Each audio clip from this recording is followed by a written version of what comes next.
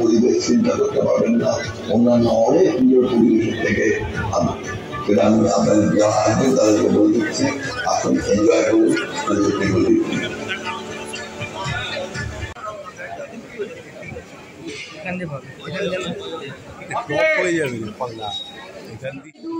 চৌষট্টিপল্লীর সভাপতি নন, আমাদের এই দক্ষিণ কলকাতার তৃণমূল কংগ্রেসের সভাপতি, আমাদের সবার অভিভাবক, তিনি আমাদের সঙ্গে আছেন এবং এটা এবারের সভাপতি তিনি।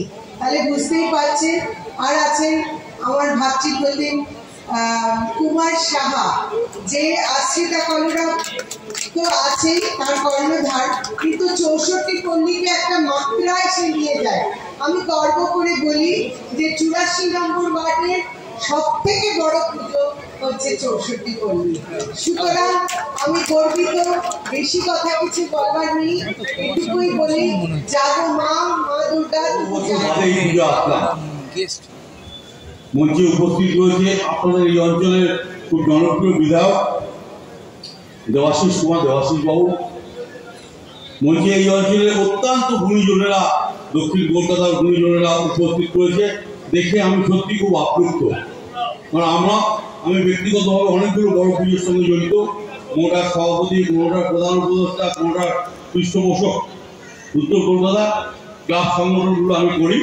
কিন্তু এখানে এসে দুটো জিনিস শিখলাম, সেটার তো মানুষের শেষ নেই। আমি এখানে বসছিলাম আর কুমার দেখছি পাড়ার বিভিন্ন মানুষ, বয়স্ক লোকেরা যারা পুজোর সঙ্গে আগে জড়িত ছিল, তাদের বাইক নিয়ে সেটা এখানে দেখানো হচ্ছে। তাদের কাছে বসে বসে পুজোর ইতিহাসটা জানলাম, এটা একটা শিখলাম। আমি কুমারকে বললাম এটা আমি কাজে লাগাবো। দ্বিতীয় যেটা শিখলাম, যে পরিমাণ পাড়ার মায়েদের বোনেদের ইনভলভ করতে দেখেছি, এটা সত্যি আমার খুব কুমারের কর্মকাণ্ড নিয়ে গর্ববোধ করছি।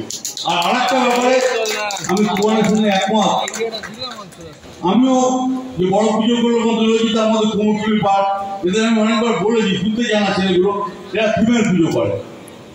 আমার একটা নিজস্ব মন্দির আছে, সেখানে সারা বছর শিবের মন্দির পুজো অর্চনা হয়। আমি লক্ষ্য করে দেখেছি এই পাড়ায় যারা শিবের থিমের পুজো করে আর মন্দিরে যে পুজো হয়, যেখানে স্বামীকে পুজো হয়, সেখানে যেন পাড়ার লোকেদের টান বেশি থাকে। 64 পল্লী, এটা আমাদের কাছে অহংকার এবং গর্বের একটা নাম।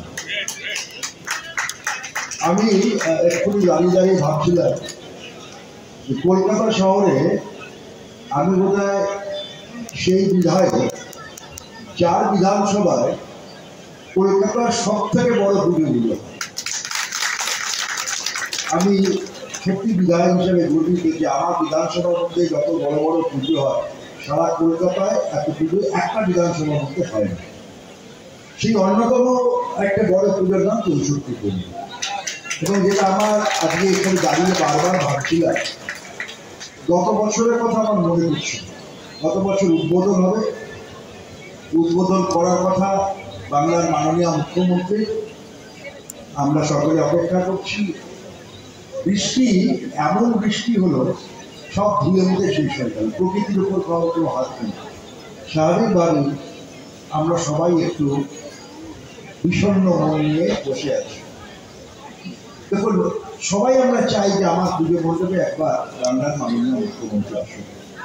সমস্ত তৈরি, আমরা অপেক্ষা করছি সকাল থেকে সরিয়ে পাঠানো, কিন্তু প্রদীপটা জ্বালানো যাবে না। আমরা অপেক্ষা করছি না, কিন্তু মা করুণাময়ী মা দুর্গা সেদিকে আমাদের একাগ্রতা, আমাদের বিষণ্ণতাকে প্রত্যক্ষ করেছিলেন। পরে আমরা খবর পেলাম যে বাংলার মুখ্যমন্ত্রী পরের দিন আসছেন।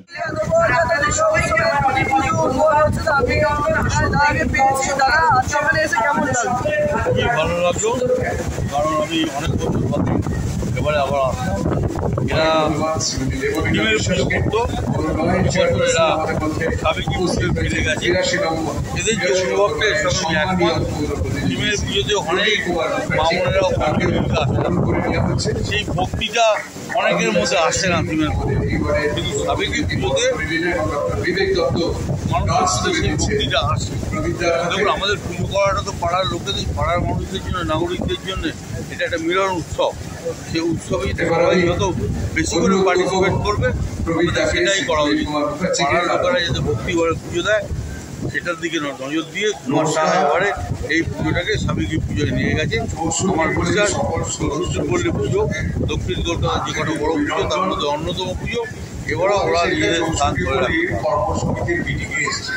করে করতালি নিয়ে নেবেন। শ্রী কুমার সাহা তুলে দিলেন মানপত্র, শ্রীমতী পারমিতা চ্যাটার্জি তুলে দিলেন, পরিয়ে দিলেন উত্তরীয়, এবং শ্রীমতী দেবলীনা বিশ্বাস তুলে দিলেন পুষ্পস্তবক, এবং সাথে রয়েছে অবশ্যই গাছ রয়েছেন ডক্টর সুদীপ্ত ভট্টাচার্যকে।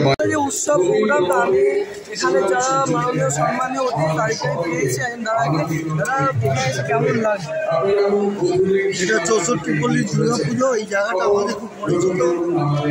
আমার 64 পল্লীর বর্তমান কর্ণধার কুমার সাহা, ওর সাথে আমার খুব পরিচিত। আমরা এখানে মাঝে মাঝে আড্ডাও মেরে যাই। খুব ভালো লাগছে দুর্গা পুজোটা কুমার খুব ভালোভাবে করে। আর 64 পল্লী দুর্গা পুজো এখন মানুষের দেখার মতো পুজো হয়ে গেছে। আগে 64 পল্লী ছোটো করে পুজো করতো, কুমার হাতে নেওয়ার পরে এই পুজোটা একটা জায়গা পেয়েছে। হাজারে হাজারে মানুষ এখানে ঠাকুর দেখতে আসে। বাচ্চা ছেলেমেয়েরা আগে থেকে 3-4 দিন আগে থেকে লিখে রাখে এই 64 ফুলের পুজো দেখতে হবে। স্বভাবতেই এই 64 ফুলের পুজো একটা সুন্দর পুজো, একটা ভালো পুজো। আমি ধন্যবাদ জানাই কুমার সাহা, সাথে সাথে আমাদের দেবুদা আছে, আরও অনেকে আছে। সবাইকে ধন্যবাদ জানাই এই পুজোটাকে এত সুন্দরভাবে ওরা একটা জায়গায় নিয়ে এসেছে। পল্লী জন্ম লগ্ন থেকে যিনি আছেন যে মানুষটা, সেই মানুষটাকে আমি পেয়েছি বাণীদাকে। দাদা, মানে এত সুন্দর একটা পরিবেশ আমি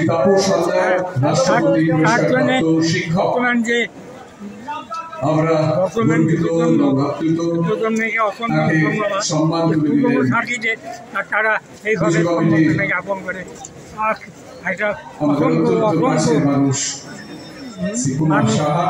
তাদেরকে সম্বর্ধনা দিয়েছে। তার জন্য তাকে এবং বর্তমান প্রজন্মকে অসংখ্য ধন্যবাদ। যে প্রাক্তন সদস্যকে এখনও তারা এইভাবে ভালোবাসে দিয়েছে। অসংখ্য ধন্যবাদ, ধন্যবাদ, ধন্যবাদ।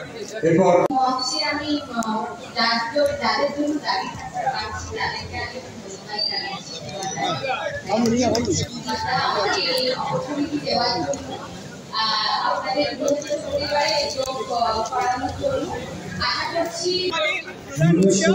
এই দুর্গা পুজোর দিকে তাকিয়ে যদি আমরা সমস্ত বাঙালি আজকে বাংলা ভাষার দাবিতে আমরা সোচ্চার, সারা বাংলা কেন সারা ভারতবর্ষে আজকে তাই এই পুজোকে আজকে তার পরিকাঠামোর মধ্য দিয়ে পুজোর মধ্য দিয়ে শুরু হয়ে গেল, এবং এই শুরু হয়ে যাওয়া মানে দিন গোনা শুরু হয়ে গেল। 64 পল্লী সার্বজনীন উৎসব নাম করা পুজো, দক্ষিণ কলকাতার নাম করা পুজো, এবং সব মানুষই হিসাবে করে নিয়ে তারা ঠাকুরটা দেখে। আর আমরা সর্বধর্মের যেমন উৎসব, এটা সর্বপেশার মানুষের উৎসব, সব পেশার মানুষের অপেক্ষাভাবে এই পুজোকে অর্থনৈতিক ব্যবস্থাকে তারা চালনা করে তোলে সারা বছরের জন্য। তাই এই পুজোর একটা অন্যতম আপনার সবাই এই লক্ষ্য পেয়েছি।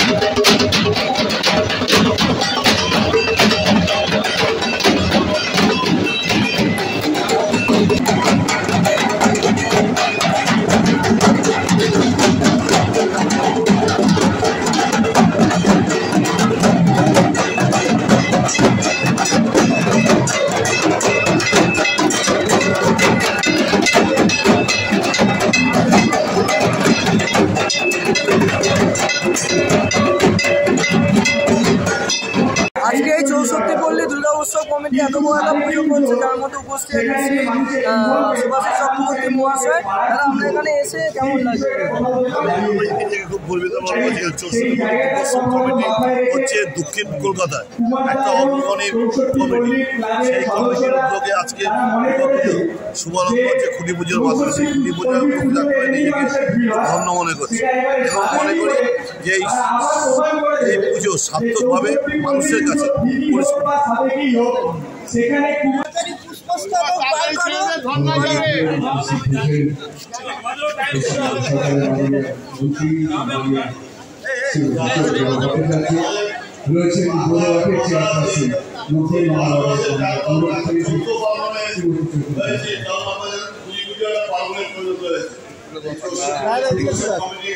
আজকে পুজোর শুভারম্ভ খুঁটি হবে।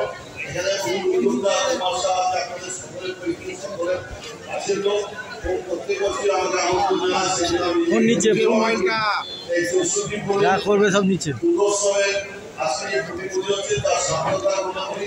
আপনারা নিশ্চয়ই সবাই সমাবেতভাবে এই দুর্গোৎসবে সামিল হবে।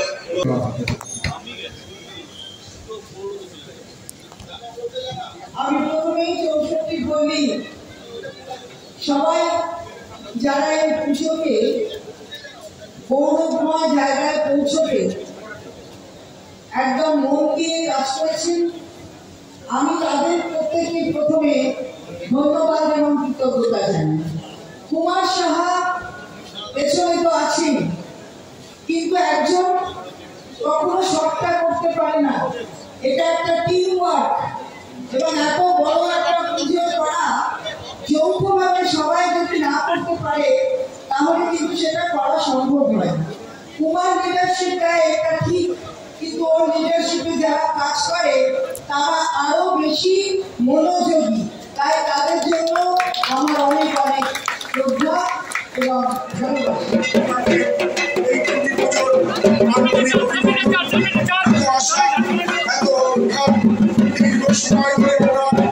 জন্য অপেক্ষা করছি। যখন ডাকি, যখন সাহায্যের জন্য তার কাছে যাই, মানুষের দরকারের কাছে যখনই যাই,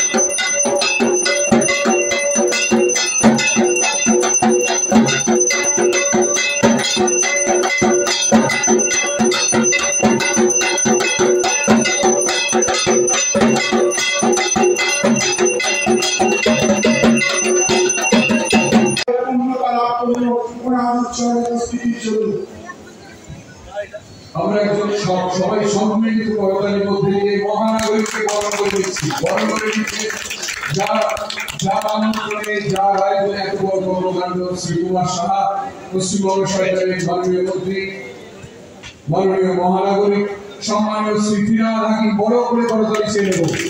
আমরা যার জন্য সকাল থেকে অপেক্ষা করছিলাম তাকে সম্মান জ্ঞাপন হয়ে গেল। এবার সরাসরি আমরা চলে যাব মহানগরীদের কাছে তার ধন্যবাদ বক্তব্য রাখার জন্য।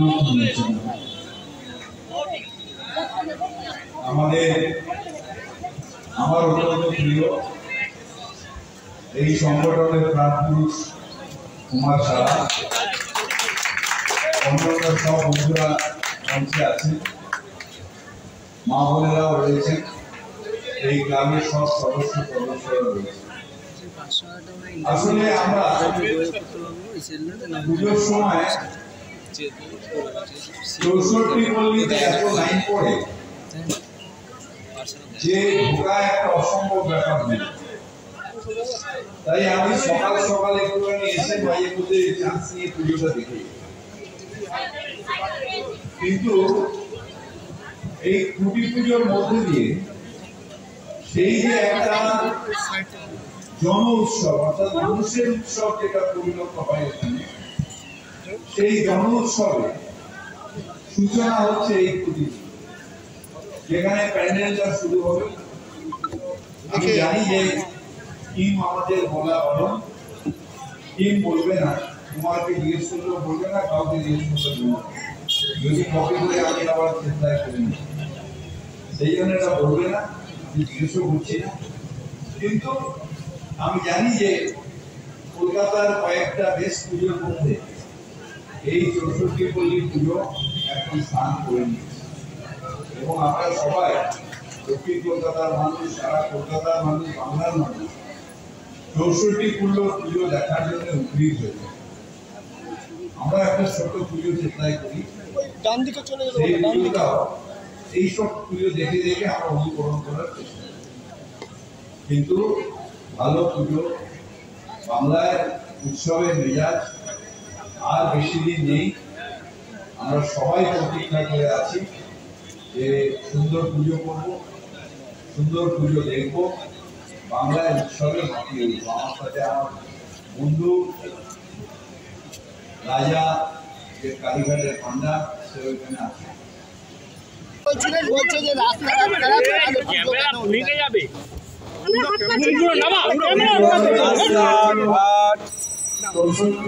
10 দিন বৃষ্টি কমলে রাস্তাঘাট সব ঠিক হয়ে যাবে।